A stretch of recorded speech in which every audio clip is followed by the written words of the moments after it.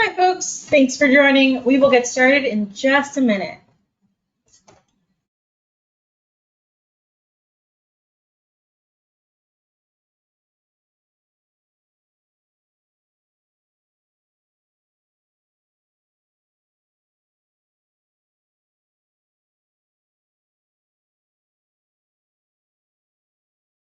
Okay, let's get started. Thank you so much for joining. Good afternoon, everyone, and welcome to our NOAA Learning Series on the Climate Adaptation Partnerships, or CAP program. I'm Caitlin Montan, Director for the Office of Legislative and Intergovernmental Affairs at the National Oceanic and Atmospheric Administration. These learning series are an opportunity to hear about some of the ways in which NOAA is working with communities around the nation. And today we are going to have the opportunity to learn about the Climate Adaptation Partnership Program with a focus on the Eastern region. Thank you to my NOAA and CAP colleagues for participating in today's webinar, and thank you, our intergovernmental partners, for your interest in this program. A few quick logistics before we get started. All attendees have been muted. This webinar is expected to run for 1 hour. We will have presentations with 10 minutes at the end for Q&A, which our team will facilitate. If you have questions, please put them into the questions chat box. Please note that this briefing is being recorded. The recording will be posted on our website. This posted recording will be able to be viewed with subtitles in Spanish as well. We will drop the link to that recording on our website in the chat. Now, please join me in welcoming our NOAA Deputy Administrator, Janie Bavishi. Janie Bavishi is the Assistant Secretary of Commerce for Oceans and Atmosphere and the Deputy NOAA Administrator. She's a distinguished expert in the field of climate adaptation and resilience, and before joining us at NOAA, she served in the New York City Mayor's Office as the Director of the Office of Climate Resiliency, where she oversaw the implementation of climate resilience strategies for the nation's largest city. We are thrilled to have her here with us today, and I'll turn it over to Janie. Thank you so much, Caitlin, and thanks everyone for joining us here today. I'm so happy to have the opportunity to introduce the CAP program to you. One of my goals actually in this position has been to serve as a champion of the CAP program within NOAA and across the federal government. I see an opportunity to socialize not only the accomplishments of the network, but also the framework of engagement that supports on-the-ground decision makers and communities in the challenging and complex work of adapting to climate change. And I feel personally connected to the CAP network, having had my own experience of working with the CAP team in my previous role, as Caitlin mentioned, as a director of the Mayor's Office of Climate Resiliency in New York City. We actually relied on the Northeast CAP, or otherwise known as CC Run, in a number of ways. But the example that I wanted to share here was the development of a heat vulnerability index, which mapped not only the physical indicators of heat risk, but also social vulnerability to heat impacts. CC Run collaborated with the New York City Department of Health and the Mayor's Office to create this tool, and it ended up being the basis of our entire heat resilience strategy, helping us to target which neighborhoods to invest in for programs ranging from planting street trees and increasing reflective surfaces, especially rooftops, to investing in social cohesion through partnerships with community-based organizations. When other federal programs, especially in the wake of Sandy, often overlooked collaboration with local agencies, CC Run prioritized it. And CC Run's approach was focused on driving more equitable outcomes.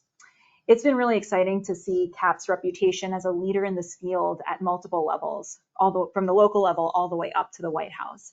And in fact, both Congress and the White House have called for additional support and expansion of the network and the type of work it does. We've been really pleased to announce CAP's recent expansion into the Central Midwest and the US Caribbean regions, as well as a series of CAP projects that bring together communities and expertise across regions through the bipartisan infrastructure law funding. So with that, I am very pleased to introduce Chelsea Combest-Friedman, who is the director of the CAP program, and she will provide the next phase of this briefing. Chelsea, over to you.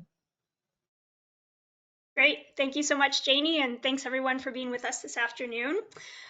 We are very excited to have the opportunity today to share a little bit more with you about how the NOAA Climate Adaptation Partnerships, or CAP program, is working hand in hand with communities and partners to co-create community solutions to weather and climate challenges. In this briefing, we will particularly focus on the eastern side of the US. We can move to the next slide. My name, as Janie mentioned, is Chelsea Combest-Friedman. I'm the director for the CAP program, and this is a program that sits within the Climate Program Office at NOAA. So this graphic that you're seeing is probably something that's fairly familiar at this point. We have all at least heard the news, if not had lived experiences with these kinds of hazard events, hurricanes, droughts, floods, heat waves.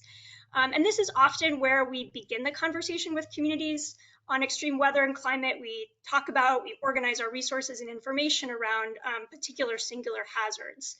But often these hazards are not what's really representing the complete picture of risk that a local community or decision maker is contending with.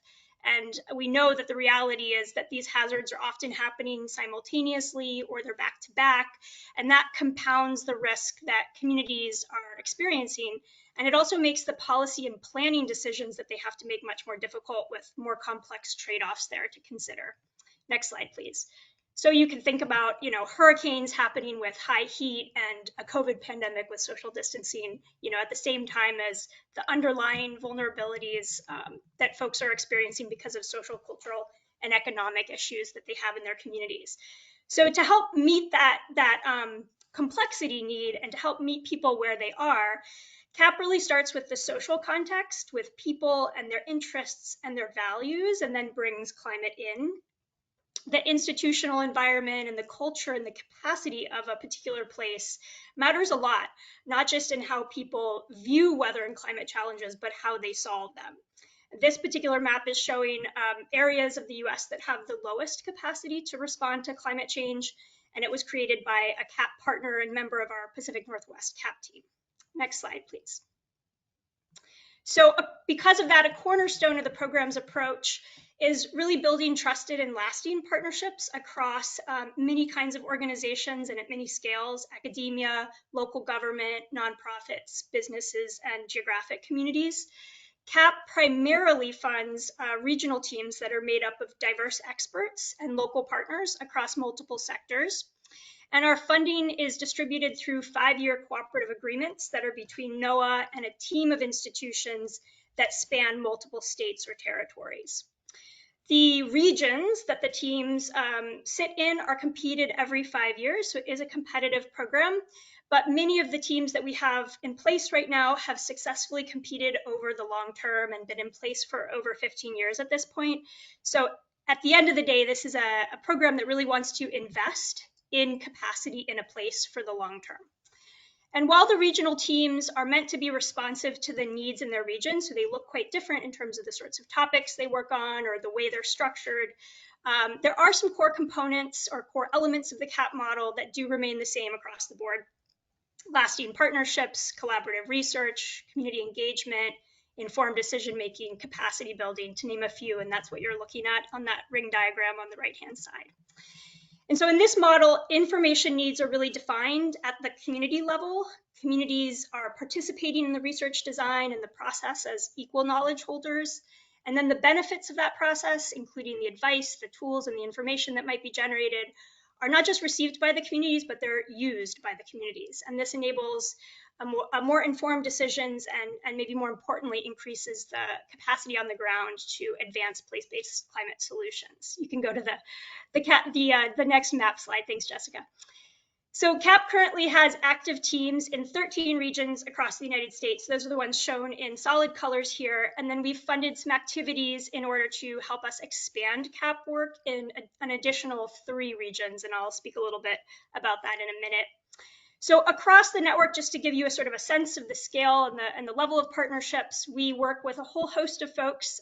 In any given year, the network is working with over 400 communities, hundreds of state and local agency partners and private sector partners, and informing over 130 plans, policies, or management operation actions. Next slide, please. And after about a decade of declining budget levels, in 2020, the CAP program received its first directed increase in congressional appropriations.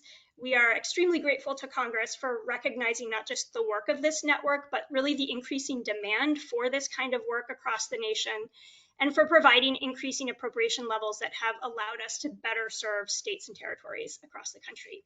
So the blue on this graph is showing our base budget levels over the past few years, and the red represents Inflation Reduction Act funding that the program received that is now going to support a 5-year CAP team in the Central Midwest, which is our newest and 13th team. And as you probably noticed on the map on the previous slide, there's still a lot more work to be done. We still have some gaps geographically. So looking forward, we continue to strive to meet the growing demands that we see, and pending available appropriations, our long-term goal is to expand coverage to all states and territories in the US. Next slide, please. As we work toward building the base budget to support the full teams in each region, we have supported some shorter term activities. As I mentioned, expansion activities have occurred actually across 5 regions. We now have full teams in 2 of those regions. And so our current expansion activities are in the Southeast, the Northeast, and Central Appalachia. And that's helping to extend capacity in these geographies and seed some collaborations that we hope will be the foundation for future CAP teams. We also have 3 locally based positions that are co-hosted between universities, government agencies, and nonprofits. You're going to hear about a couple of those positions today because 2 of them are in the US Caribbean. And these have been particularly useful to us in places where there's a really high need for coordination of information services and funding, but a lower capacity to address weather and climate challenges. Next slide, please. So we're also really grateful to Congress for the supplemental bipartisan infrastructure law funding that we've received. To date, CAP has received about $4 million of BIL funds, and that's supporting 10 cross-regional projects. So these are projects that allow us to better scale and work across the regions in our network. And right now we have projects that are particularly focusing on scaling and transferring knowledge or approaches across the United States to better support communities in responding specifically to complex flooding and wildfire risks. Next slide. So with that short overview, if you are interested in more information, please do check out our website. We also have a CAP briefing sheet linked here with a QR code and a story map. And for more information about the overall national program, please put your questions in the question chat, but you're also welcome to reach out to our Ledge Affairs contacts here, Mackenzie and Annie. Next slide. So now we'd like to move into a discussion with our regionally focused panelists that we have on the call today. We're really excited to have an amazing group of people who work across the Eastern US.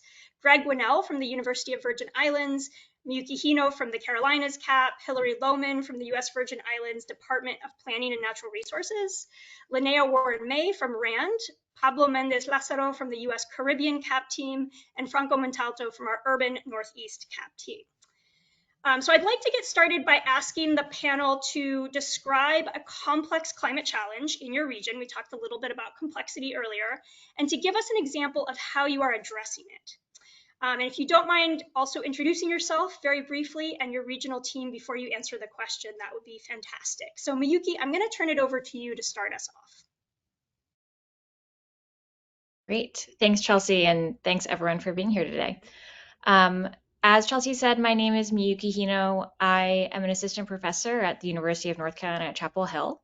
I'm very happy to be representing my team, the Carolinas Collaborative on Climate, Health, and Equity. One of the key tenets of what we do in the, our C3HE team is we're really committed to addressing climate change as it intersects with a community's social, cultural, and economic context. And that's one of the reasons we put health and equity in our team name, is just because we want to highlight the fact that building resilience means more than just climate science, and that runs across our approach in all of our partner communities, some of which you can see on this slide here. Today, I want to tell you about our work in Down East Carteret County, which I think is a really good example of this holistic approach that we try to take. So Down East is a collection of unincorporated communities in very rural coastal North Carolina.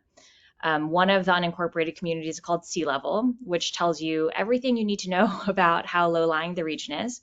Down East faces very high risks from sea level rise, storms, saltwater intrusion, and erosion.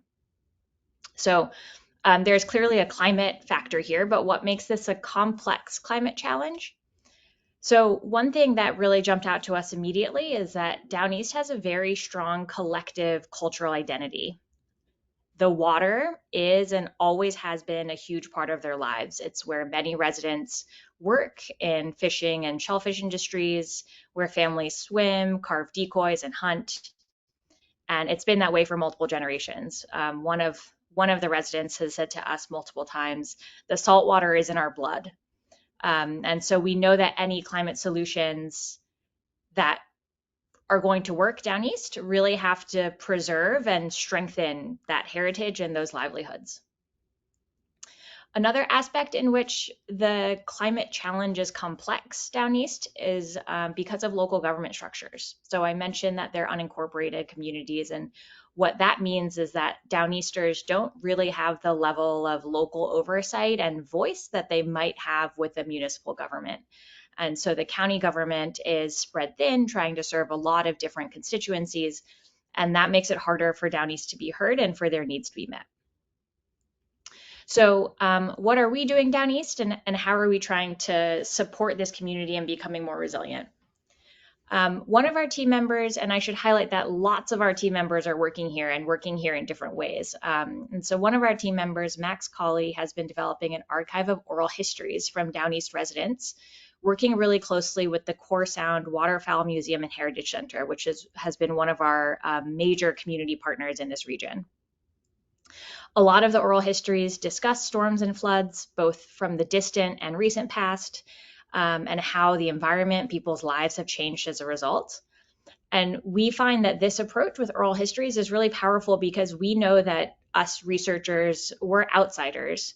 And so the oral histories allow current residents to actually hear from their own crowd, their own neighbors and ancestors, to foster a conversation within the community on their own terms and really in their own voices. We're also working to develop evidence that the community needs to start identifying adaptation strategies. There's very little information on flood risk in the area. And so we started by installing custom flood sensors where community members told us were the most flood-prone locations in the region. And over the first year that we had them out, which ended in April, we're about a year and a half in now, we measured flooding on one of the roads there 128 days of the year. So that's more than once every 3 days. We were really shocked when we saw those numbers, but in sharing that information with folks who live there, no one has been surprised, which I think says a lot about how little we understood about the flood risk there, but also how accustomed they are to living with the water. We're using that data now to develop a model and trying to tailor that model to the community's preferences, priorities, and existing agendas. We had 3 grad students from our team intern with our Down East community partners over the summer. They interviewed residents to understand which places are most important to them, where is flooding most disruptive, so that when we do the modeling, we can report back results that are meaningful to the community. The last thing I'll note about our work down east is that we're helping build a broader collaboration and network of not just researchers, but also community members and government staff who are all invested in building resilience in the region. This makes it easy, for example, for the State Resiliency Office to reach out to us to get flooding data, or for community members to ask the Office of Coastal Management about some initiative that's going on regionally. Our CAP team is helping to facilitate outputs from that network, co-developing communications and emergency management plans. And we believe that it's that collective effort through this integrated group of community members, researchers, and decision makers that ultimately is going to help keep people dry in this region as the tides get higher and higher. Thanks for your time, and I'm looking forward to questions.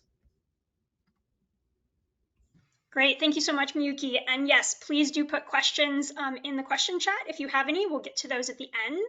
For now, I'd love to turn to Greg and Hillary next to hear a little bit more about the CAP-funded climate adaptation specialist position in the U.S. Virgin Islands. This is one of 2 positions that CAP has put in place at the onset of our program expansion into the U.S. Caribbean while we were building the base budget to enable a full Caribbean team.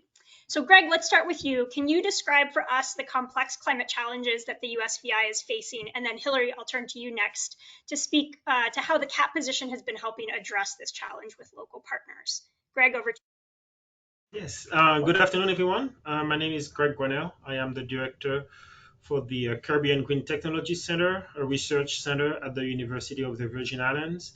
I am co-managing, co-supervising a climate adaptation specialist with Miss Hilary Lohman, who will be introducing herself right after I present you some information.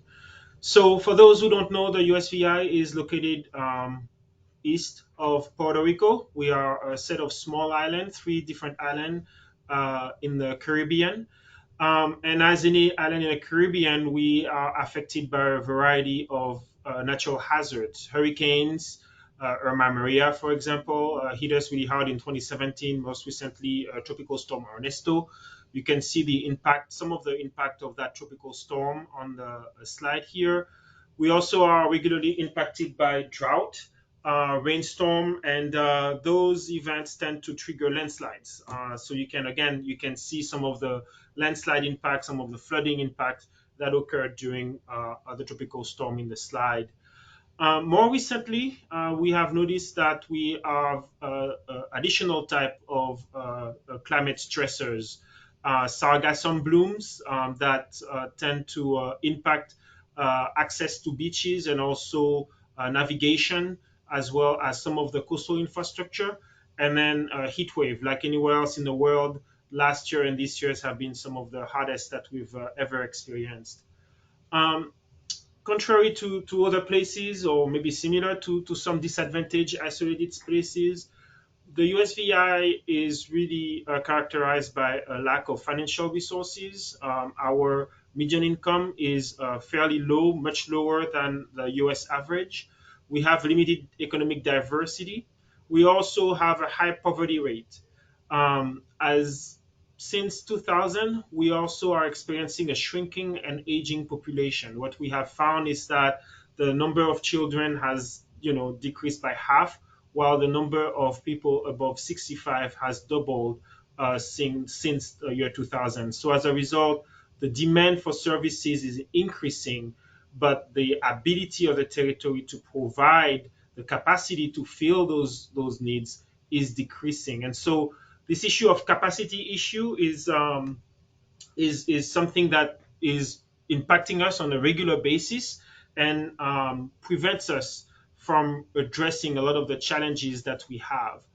So as a result of this situation, we have in general a very hard time providing services to people because of decisions that we have made in the past. In addition to our limited capacity, we have an unstable electrical grid. We also have one of the highest energy prices in the nation, and in general, a hard time providing basic services to the population. So other factors that sort of make our situation challenges is an overall lack of coordinated development pattern. Some of the roads, some of the housing development are preventing or causing additional hazard. And then, as we all know, climate change is making everything worse. So, because of this general situation and the impact of climate change, we are struggling to address a lot of the challenges that we have. And again, Irma Maria and Ernesto are example of those challenges that we're facing. To solve those issues, we need more data. We need more biogeophysical data, and we also need to have more dialogue between the government and the university so that we can understand the needs. The university can understand the needs of the government, and the government can also understand the capacity that the university can offer. And so this CAP program really has helped to fill that gap and really is answering this urgent need to fill this gap. And Hilary will take it from here and provide more example and illustration of the need that CAP has filled. Hilary? Great. Thanks, Greg, and good afternoon, everyone. Thanks for inviting us to come discuss our experience. Greg did a great job contextualizing the VI. Every one of us who's in the workforce is also part of a community that struggles with flooding and energy costs. So capacity is an issue, and then data is an issue. So we're a small geography with limited technical capacity, inclusive of human resources and data and information resources.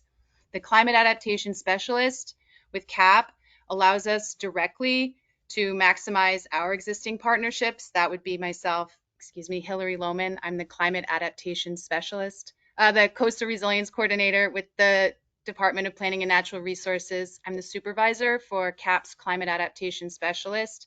We're really excited that NOAA's partnered with the department to contribute this capacity. along with UVI, because a lot of what we do, we couldn't do without the university as a technical partner. So as that supervisor in this small geography, this is an example where our limited human resources are benefiting from a new person, and our limited technical and data resources are benefiting from what they're able to provide. So the CAP specialist allows us, UVI and the Department of Government, to maximize our existing partnerships.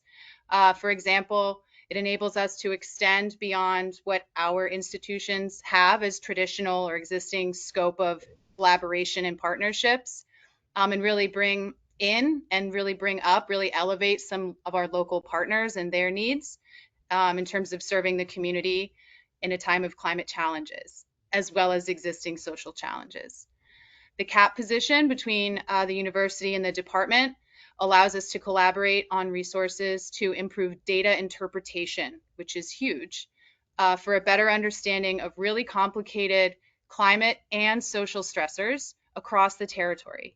Examples include geospatial tools that incorporate marine and coastal data, land use and land cover data, along with social data, social vulnerability data, as well as climate risks as they relate to heat, flooding, drought, intense storms, and sea level rise, and how those all can potentially interact.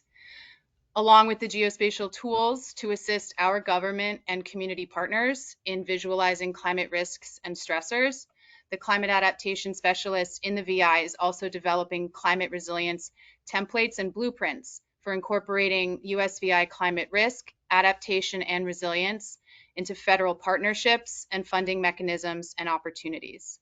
In closing, in the 2 years since the U.S. Virgin Islands has had the opportunity to have a CAP climate adaptation specialist, Greg and I and our institutions have grown and expanded our capacities, and we are considered lead institutions in the territory. So this means critically that through us and this partnership, we are more adeptly equipped to support and elevate the climate resilience capacity of our government and other partners and the communities that depend on us. So we thank NOAA and the NOAA partnerships that have supported this initiative, and we're excited at the opportunity for climate adaptation program growth. In no uncertain terms, we are facing serious climate challenges and our communities need more help. Thank you. Thank you so much, Greg and Hillary. So a reminder, if folks do have questions for any of the panelists who've spoken so far or for the CAP team, please do put those in the question chat. And for our second question, I'd like to dig in a little bit more to this issue of demand for the kind of work that CAP does. So Congress has asked that CAP expand to serve all states and territories in the US, and we know that there is a really high demand for CAP services, both in the regions where we do have existing teams and of course in the regions where we don't. So Pablo, I'm going to turn to you for this question as one of the, as the lead for one of our newest CAP teams and our first CAP team in the US Caribbean region. What prompted your team's interest in the CAP program, and how does the US Caribbean CAP team now help to meet, further help meet the demand or fill a gap that you see in the region? Thank you, Chelsea, and good afternoon, everybody. Happy to be here. My name is Pablo Mendez Lázaro. I'm an associate professor at the University of Puerto Rico, an associate investigator at the UPR Comprehensive Cancer Center, and happy to be also the principal investigator for the Caribbean Climate Adaptation Network. So who are we? CCAN, as we call it, is a multidisciplinary team of universities, agencies, and non-governmental organizations based out of the Caribbean region and the US, with multiple partners, academic institutions also in the continental US. We are unique. We are probably a unique CAP team since we are the only NOAA CAP serving only in US territories, both Puerto Rico and Virgin Islands. Virgin Islands and Puerto Rico, as you heard from Greg, are exposed to severe weather, including tropical cyclones, heat waves, sea level rise, Saharan dust, and drought, with impacts which are compounded in this case by limited supply chains as islands, weak infrastructure in energy, water, governance system that are burdened by layers of bureaucracy in the case of Puerto Rico and Virgin Islands that often lead to inaction. So because of that, we have this network, and we're leading this network from the point of view of prioritizing opportunities to build empathy and listen to identify and serve as advocates for underrepresented talent, including racial and ethnic minorities, socioeconomically disadvantaged people, environmental justice communities, underserved communities, and non-citizens immigrant groups. SICAN is using what we call a human-centered design approach, which is bringing together impacted community and government stakeholders, multidisciplinary scientists, to co-produce community climate adaptation capacities, strategies, and actions that are built on collectivity, produce insight, and realistic, logically grounded scenarios.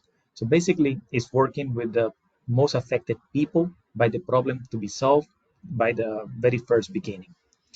The Knowledge Action Network is designed to help build adaptive capacity for future climate extremes.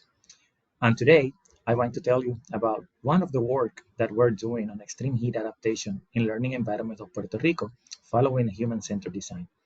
Puerto Rico and U.S. Virgin Islands have a tropical climate, warm temperatures are common, and consequently, people in our community often fail to perceive excessive heat as a hazard. So, however, in the year of 2023, Puerto Rico experienced one of the hottest years in recent history with negative impacts in learning environments. In August 2023, the Puerto Rico Teacher Federation President Mercedes Martinez got in contact with SICAN, asking for support for heat adaptation strategies in learning environments of Puerto Rico. We met multiple times with the Secretary of the Department of Education, Yanira Raíces, and her staff, with all regional superintendents in Puerto Rico and multiple school employees. We use quantitative and qualitative methods, such as remote sensing techniques, drones, and Earth observation data for heat vulnerability. In this case, qualitative approaches such as key informant interviews and surveys are methods that we're using that can provide also very rich information in terms of understanding the context, barriers, knowledge, employees' perspective, risk, and vulnerabilities.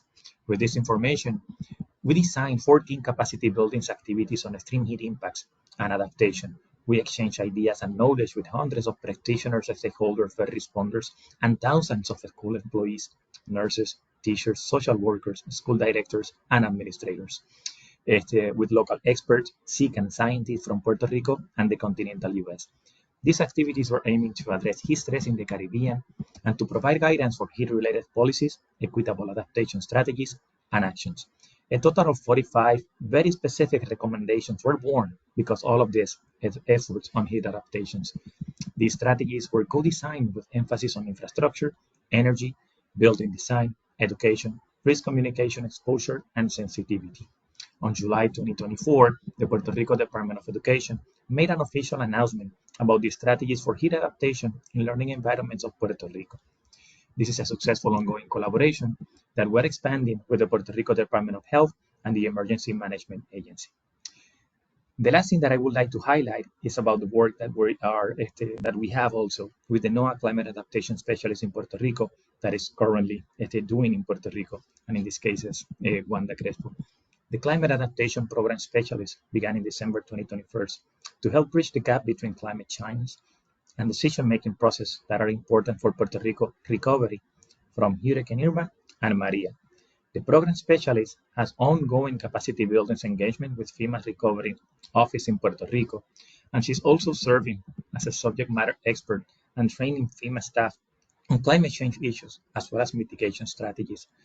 So this is an example on how this NOAA CAPS program are effectively enabling decision-making activities and supporting building just and equitable resilience in the Caribbean region, in both Puerto Rico and the Virgin Islands. Thank you, Chelsea. I think that I finished. Thank you so much, Pablo. And it's really wonderful to hear how the positions and the full CAP team are interacting and complementary in the U.S. Caribbean, helping to meet the demand there. So again, a quick reminder to folks to put questions for any of the speakers in the questions chat, and we will get to those at the end. Linnea and Franco, I'm going to turn to you guys for the last question. I'd love it if you could each introduce yourselves and your teams and then share an example of how your team collaborates with local partners and communities. How do you develop a meaningful partnership on the ground, and what sorts of resources are necessary to sustain that? Great, thanks, Chelsea. Yes, happy to answer this. Good afternoon, everyone. I'm Linnea Warren May, and I'm a policy researcher at RAND. I'm based in Pittsburgh, Pennsylvania, and I'm a co-investigator with Marisa. Marisa is the CAP team that covers the Mid-Atlantic region, and you can see on this slide the map of the region that we've defined as the Mid-Atlantic. There are 7 institutions that are part of the Marisa team spread out across the region. RAND is the lead institution, and we have partners at Penn State, Johns Hopkins, Cornell, the Virginia Institute of Marine Sciences, Morgan State, and Carnegie Mellon University.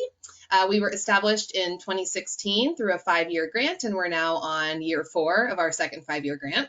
And our overall goal is to collaborate with and support communities in the Mid-Atlantic to improve their resilience and to build their capacity to respond to climate change. So for this second grant, we have 3 communities of focus: Baltimore, rural coastal Virginia, and my hometown of Pittsburgh. So I am happy to share an example with you all today of how our team collaborates with local partners and communities through a Marisa project in Pittsburgh that's focused on adaptation to flooding in disinvested urban areas. So this project, called Health and High Water, which is jointly funded through CAP funding and funding from the EPA, is a collaboration of partners working in the Hill District and Homewood, which are 2 historically disinvested, majority Black, and racially isolated neighborhoods in Pittsburgh. And these communities struggle with socioeconomic and health challenges, in addition to flooding and stormwater management challenges that are increasing due to the impacts of climate change.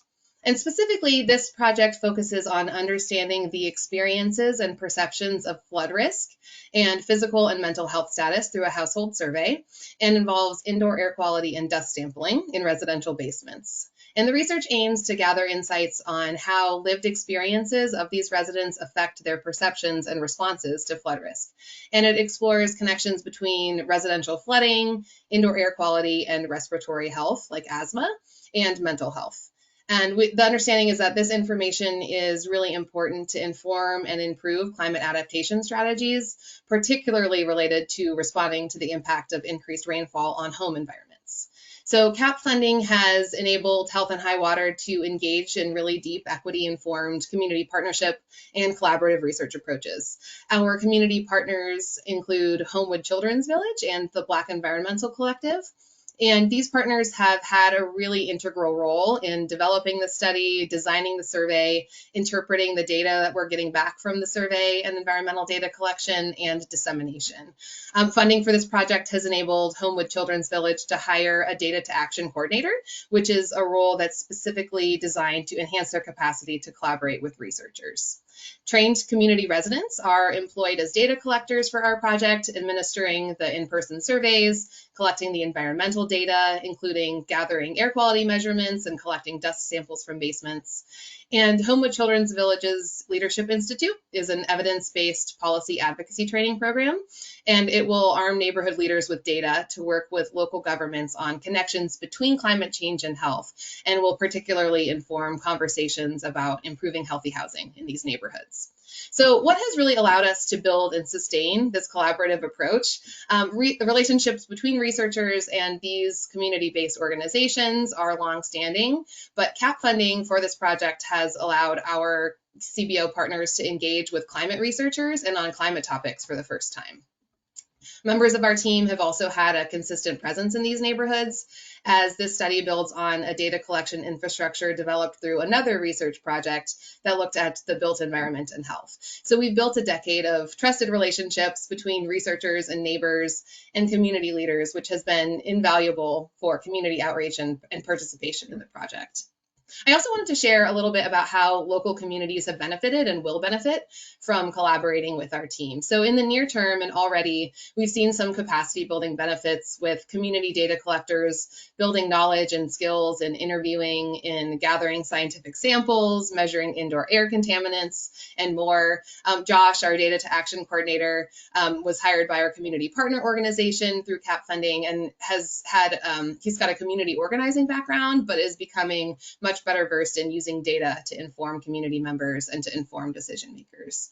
And over time, this work will be generating attention for an under-recognized community challenge. There's sort of like an acceptance of wet basements in Pittsburgh. People just have wet basements. So we hope to shed some light on the important health implications of having persistently damp basements, and particularly on inequity in terms of who experiences the impacts. And the longer-term goal is to equip wet residents with information to advocate for more resources, policy changes to address these challenges. So thanks for letting me share a bit about Marisa and about the Health and High Water Project. Wonderful. Thank you so much, Linnea. Franco, let's turn to you. Tell us a little bit about the Northeast team's collaborations with local communities. Sure, thanks. I'd love to. Good afternoon, everyone. My name is Franco Montalto, and I'm a professor at Drexel University in Philadelphia, one of the co-investigators on CC Run. Drexel is one of 6 universities that together make up CC Run. CC Run stands for the Consortium for Climate Risks in the Urban Northeast. And we have researchers with expertise in climate science, coasts and floods, health, equity, social science, economic sciences, and I personally head up CC Run's engineering and urban design subgroup. So we were founded in 2010, and we're currently in our 3rd round of funding. And I think we're unique because we're the only CAP that focuses exclusively or primarily on urban and peri-urban communities. Our work expands the entire urban Northeast, essentially from metropolitan Philadelphia up to metropolitan Boston. So CC Run researchers engage local communities and decision makers in a bunch of different ways. But in this presentation, I'm going to describe the strategy that's worked best for my own research group over the years. First, we try to identify a set of stakeholders who have expressed a need for research that we feel qualified to conduct and that will help them to make an informed climate decision. Second, using the university as a platform and as a convener, we assemble people together to expand our own understanding of the problem while simultaneously broadening the public conversation about its complexity. Third, working then directly with local stakeholders, we develop a policy relevant set of specific research questions. And then finally, as much as is feasible and possible, we look for ways to monetarily compensate community partners to participate in this co-designed research effort. So we've used this strategy to foster a variety of different meaningful collaborations, but I'm going to focus here on 2, one on heat and one focusing on flooding. So in the spring of 2020, with the pandemic in full swing, NOAA forecasted above average temperatures for our region. And as we all know, at the same time, cooling centers, libraries, malls, senior centers, everywhere that people went for relief were closed and people were out of work. But in this difficult time, our team saw an adaptation opportunity. Working with individual block captains, a unique form of local organizations in Philadelphia, as well as the Philadelphia Office of Sustainability, some local community-based organizations, and a stakeholder steering committee, our team was able to co-design a prototypical sidewalk scale shade structure. But it's a shade structure that's also a bench and also a planter, and it can be implemented and scaled up in front of any house in any of Philadelphia's heat vulnerable neighborhoods. We started this project on one block in North Philadelphia. We iterated through various design options with the residents of that block, several of whom were then trained and paid to work with us to fabricate the structures, and they learned carpentry and horticulture skills in the process. A separate set of neighborhood youth were trained by our team to monitor heat and humidity levels in the neighborhood. And then the project evolved. Over the next 3 years, we scaled it up, funding CBO partners across the city to help us recruit what we call civic scientists, and also to help us identify locations to install the shade structures. So as an example of how we sustain these partnerships, we were able to obtain foundation funding to implement nearly 500 across the city. And the project really became a seed for our CBO partners, community-based organization partners, to implement other programming in the neighborhoods. In other words, it built their capacity. And because the project is covered extensively in the local media and conferences and webinars, it's really increased attention on heat vulnerability in Philadelphia. The second project was also in the summer of 2020, a period when another part of Philadelphia experienced a different climate risk, and that was the flooding associated with Tropical Storm Isaias. So the environmental justice community of Eastwick was covered with multiple feet of water and triggered evacuations and rendered many homes uninhabitable. But what was interesting was that the flood was not triggered by rain that occurred in Philadelphia, but primarily rain that occurred in the suburban communities located upstream of it. Residents of Eastwick were frustrated as this kind of flood had happened before, with no plan for collaboration or how to mitigate the situation. The CAP funding enabled the CC Run researchers involved to do a deep dive into the causes and potential solutions to this community's flooding problem. Our team started by developing a hydrologic and hydraulic model, validating it with local high water marks and also survey results that we obtained from the community partners. We then used the model to explore what kind of flooding Isaias would have triggered in the future after decades of climate change. CC Run funds also went to support a local community-based organization in its quest to develop solutions to the local flooding problem. And then CC Run students helped to give physical form to these concepts. We also formed a watershed adaptation corps consisting of upstream and downstream residents who were then trained and paid by our team to help us collect additional information to calibrate our models. We developed a watershed partners team, which included community and watershed stakeholders that met regularly over the course of several years to guide our research. Ultimately, we used our modeling tools to simulate the effectiveness of various adaptation alternatives under different climate change scenarios and to depict visually the consequences of inaction. Today, city officials now meet regularly with residents of Eastwick through a program called From Recovery to Resilience. And with state and federal funds, the city's consultants are using the very hydrologic and hydraulic models that we developed collaboratively with the community to evaluate the effectiveness of potential solutions to flooding in this community. So I consider these projects meaningful because in both cases, we've co-developed tools and solutions to address complex climate-related problems with a range of local partners, many of whom have been financially compensated to participate meaningfully in the research. I think it's also important to mention that the projects have engaged dozens of undergraduate and graduate students, postdocs, and research scientists who've learned how to apply their skills effectively in the adaptation space. And I think this is something that we're all really grateful to and looking forward to continuing this type of work. Thank you. Thank you so much, Franco. And with that, that rounds out our panel of regional colleagues. So thank you to everybody again for participating today and sharing your work and your insights. This slide is giving you some contact information if you'd like to follow up directly with any of our panelists or any of the CAP teams that you've heard from. So the Carolinas team, the Northeast team, the US Caribbean team, or the Mid-Atlantic. Those are our current teams on the eastern side of the US. So feel free to connect with them directly, and then we can go to the next slide where you'll have the contact information for the national level program office. So again, we have a story map and briefing sheet if you'd like some more information on the national program, and then feel free to connect with our Ledge Affairs staff at NOAA if you have questions about the national level program.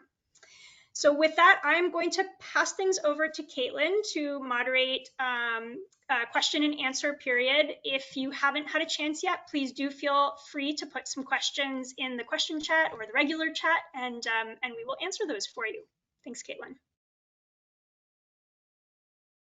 Thanks, Chelsea, and thanks to all of our panelists. I don't think we have a question in the chat. I'm just double checking. Not yet. So don't be shy and put questions in the chat. And in the meantime, I have one or two questions for our panelists. We heard a very good example from Hillary Lohman in US Virgin Islands about the contributions of CAP to a territorial agency that she works for there, as well as others there in the Virgin Islands. And I'd love to hear from another panelist or two who would like to comment on their team's interactions with perhaps state agencies in the regions that you cover. I don't know if Miyuki or Linnea would like to chime in on this. Sure, I'm happy to chime in. I'll say so among our CAP team members, we certainly interact a lot with the North Carolina Office of Recovery and Resiliency, especially in relation to specific communities we're working with, but also sometimes with broader questions about advising them on flood data, flood risk assessments, climate data, climate projections. For example, with the community that I described in our work down east, the state agency, the State Office of Resiliency, is also really invested in trying to understand how they can kind of elevate the community's concerns and put them in a position to get grant funding in the future to implement some of the strategies we identify. So they're part of that communication network that I mentioned, where they're regularly getting updates from us and from the community on what's going on. And we also network with, for example, the Division of Coastal Management. They have a Resilient Coastal Communities program that is working in that region. And that team and that contractor and our team are in touch. We exchange data. We're trying to understand how, which parts of the community they are and aren't getting to, and how we might complement some of those efforts. And so we certainly are in touch with the state agencies a lot, especially when we have some specific local expertise that we can offer. Great, thank you, Miyuki. Would anyone else like to weigh in on this question? From CC Run or Marisa? I could talk from CC Run's perspective Great. on not so much with, we have worked with local municipal organizations as well as state, but also I think the CAP program has given us an opportunity to interface with a lot of federal organizations. So the second example that I talked about in Eastwick is because it's an environmental justice community, there are many federal government agencies operating there, the EPA, for example, the U.S. Fish and Wildlife, the U.S. Army Corps of Engineers, I believe HUD. And so we've been able to sort of inject some of the CAP-RISA research into this very high-level governmental dialogue about how to address many of the environmental justice questions in the neighborhood. And I feel that that's been a really, there wasn't a lot of connecting tissue between all of these different conversations, but flooding kind of brings it all together. So I just wanted to put that on the table. Thank you, Franco. Yes, I think working across scales is definitely one of the strengths of the program, and often one that is harder to attain, especially through some federal funding. I believe Krista from the PI from our Marisa team wanted to say a few words. Go ahead, Krista. Thanks, Caitlin. Excuse my voice, it's a little raspy today. But I wanted to mention we haven't worked with state agencies so much, but in the Mid-Atlantic, we've worked pretty extensively with the Chesapeake Bay program and their associated work groups, particularly the Climate Resiliency Work Group. We speak with them very frequently and engage with their members. And we've worked a lot on with the urban stormwater work group. And one of our Marisa tools for the region was actually built through that collaboration. It's an intensity, duration, and frequency curve tool. We've been working on that. We developed that tool collaboratively with the work group and other stormwater managers and engineers in the region. And we've been working in the years since to make sure that not only is that information in that tool available to folks, but the supporting information and the other kind of intellectual support and just capacity support is there to help operationalize that information. And so there have been several grants that all started with the CAP grant that our team used to then engage with these groups and then work together to get additional funding to provide these services to the team and to the region. So that's been a really wonderful collaboration for the Marisa team. Thank you, Krista. That's a great example. I'm not sure, I'm just going to check the questions box. No questions coming in, so I will pose another one to our panelists. Maybe Greg or Hillary or Pablo would like to take this one, or a combination of you. We know that CAP expertise whether it's through the team or the positions that we've been funding, can add a lot of capacity, as you had mentioned earlier. And I'm just wondering if you have an example or two of where this capacity and the team expertise was contributing to communities being able to apply for or implement federal funding that is coming into the territories down there.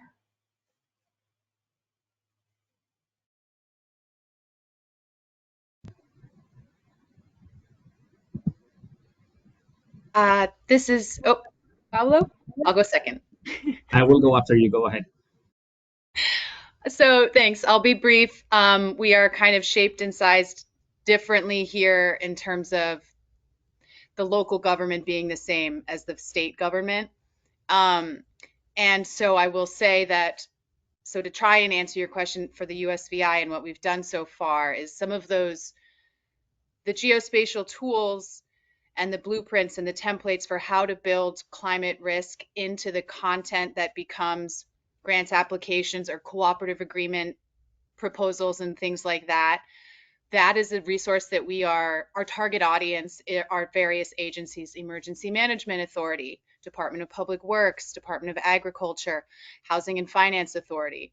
These are examples of groups that, because of the way we are shaped, they really are, and we have a very small, we don't have as many community-based organizations as we have a large government.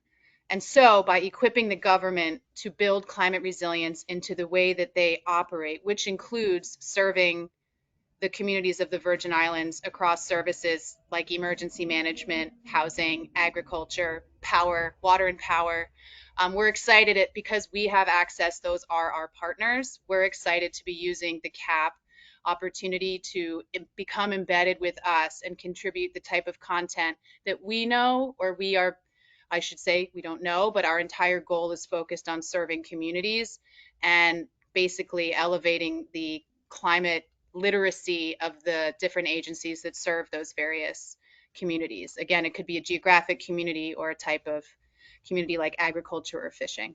So that's a VI perspective. Thanks. Thank you, Hillary. Pablo, did you want to comment on this as well? Yeah, thank you, Caitlin. So in the case of Puerto Rico, we have been working with both underserved communities. I mean, both one in rural communities in Puerto Rico and also in urban areas in Puerto Rico. So the one in the rural areas, we have been working with a community of farmers that we are helping and supporting them on climate resilience and climate adaptation. This is a community that are underserved and disadvantaged. The central part of Puerto Rico, they suffer for migration, unemployment, and obviously very dire conditions in terms of socioeconomic conditions.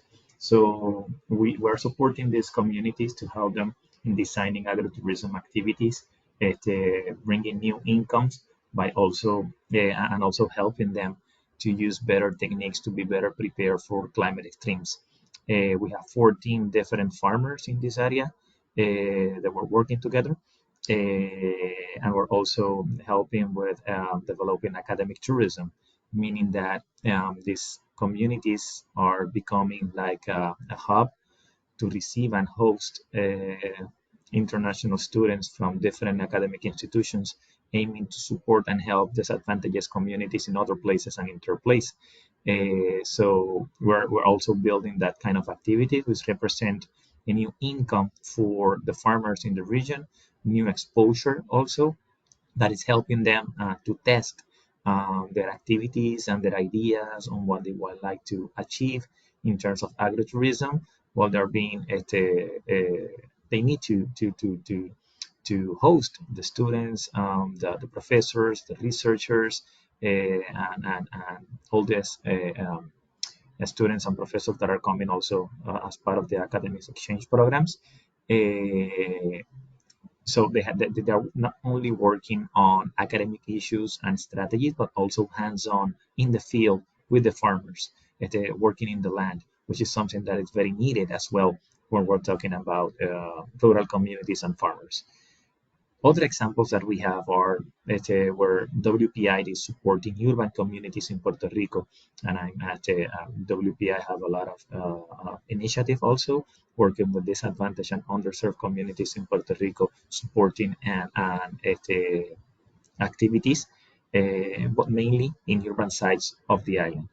So yes, we have different examples on how we are supporting this disadvantaged community to get more access to resources and funds as well. And I don't know if Wanda would like to say something also on behalf of her position. I think we might be cut off soon, so I might have to hand it over. Thank you, Pablo. And we can certainly provide more information about Wanda's position for those who are interested. But I will turn it over to Annie to wrap up and just quickly make a note that we did hold a competition for new teams in the upper Northeast and the Southeast US. So stay tuned on that. We're waiting to see what happens next year with our program and our budget. So I will hand it over to Annie. Thank you, Caitlin, and thank you everyone for attending today. The webinar recording will be made available in the next few days on our website, which was posted earlier in the chat. And thank you again to all of our speakers, partners, and everyone who participated today. We hope you have a wonderful day. Thank you.